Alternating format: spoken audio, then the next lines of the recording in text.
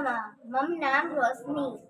अहम अहम संस्कृतेन एका कविता पठामि।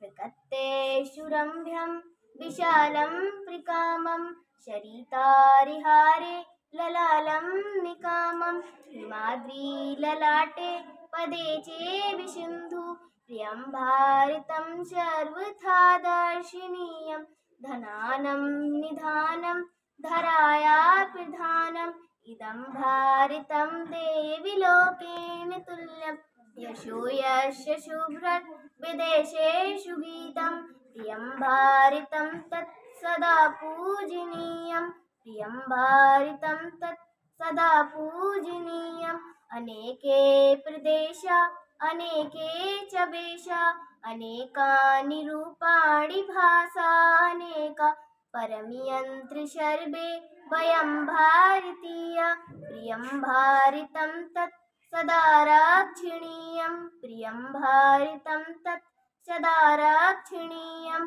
वयं भारतीय स्वदेशं नमामः परं धर्ममेका सदा मानयाम तदर्थधनाम जीवनं चर्पयाम प्रियं भारतं तत् सदा वन्दनीयं प्रियं भारतं तत् सदा वन्दनीयम्।